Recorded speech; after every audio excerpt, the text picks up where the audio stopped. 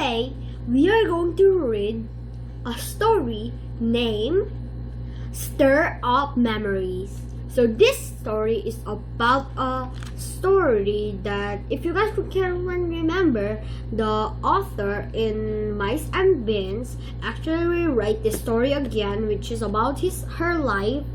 And I'm really excited because this is actually really long story, but it's also very interesting. So I hope you enjoy this. If you do enjoy it, click big thumbs up and subscribe to my channel.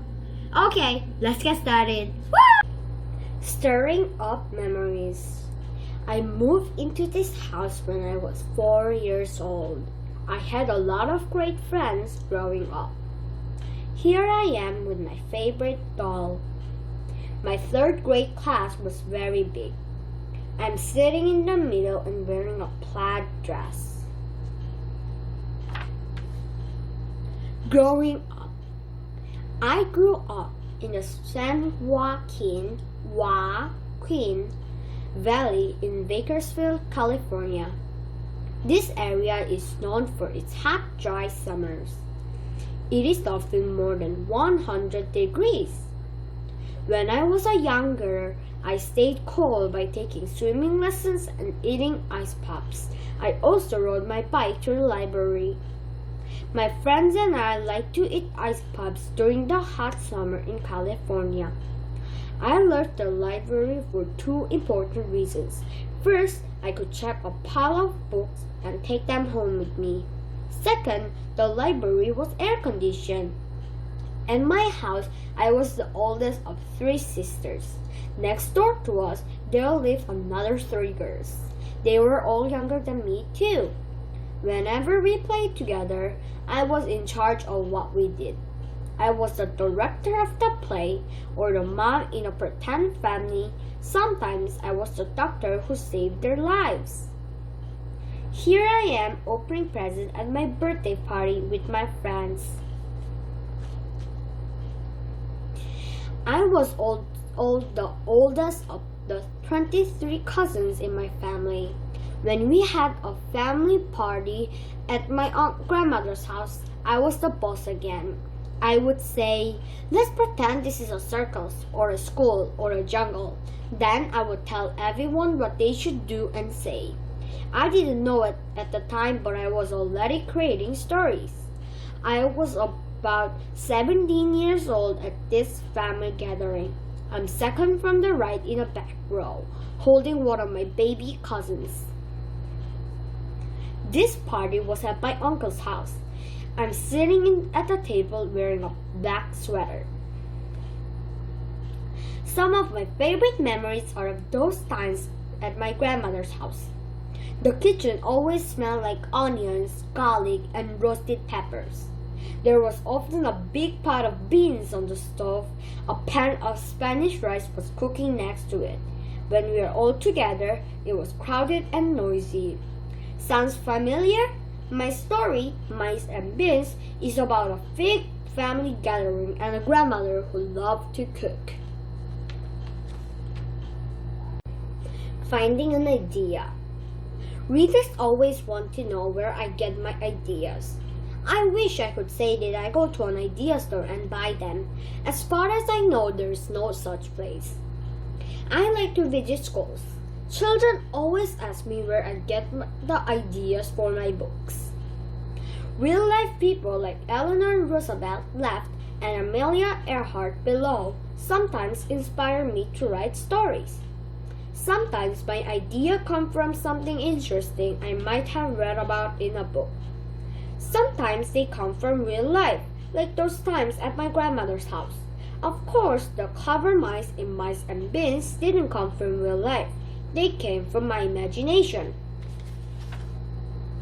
For Mice and Beans, I wanted to write a story about a grandmother getting ready for a big family party. I wonder what kind of party it could be. I decided on a birthday party for the youngest grandchild. In my mind, I saw the grandmother preparing for a week. Each day, she would carefully clean her kitchen. I thought of my grandmother, Esperanza, when I wrote Mice and Beans. In the photo above, she's holding me when I was a baby. Below is a picture of my own family parties. It is my son Tyler's birthday. I wonder why my character was so tidy. Was she worried about ants or maybe mice? As I kept thinking, I imagined what it would be like if she already had mice but didn't know it. That idea made the story seem funnier to me. Then, one thing led to another. That's what happens when I'm writing. I start out with one idea. Then, the more I think about it, the more choices I have for the story. Sometimes I try out different ideas on paper. Then, I choose the one I like best. Now that I'm an adult, it's my turn to cook special food for my friends and family to enjoy. Many people think that writers look far away to find their stories. The truth is that the most writers look within. They stir up memories and then sprinkle them with their imagination. Once type of an idea, it's time to start writing. Writer's life. Readers often think that a writer's life is glamorous with fancy cars and clothes. For very few, that might be true. But my life is much more different than that. I work at my home in California, near San Diego. I don't have to dress up to go to work. I don't take long train rides because my desk is in my house. I get up early, eat breakfast, and go straight to my office to write. Working at home means I can walk from my breakfast table right to my office. Sammy and Buddy keep me company when I want to work and when I want to play. I have two friends who want to love to watch me work. They are my dogs, Buddy and Sammy. Almost every day I take them for a walk, either in my neighborhood or on the beach. For the part of the year, the house is mostly quiet. My husband Jim and I have 4 children, 2 girls and twin boys. The girls are grown up now, but the boys are still in college. They come home during the summer. Since we live near the Pacific Ocean, there's a lot of going back and forth to the beach.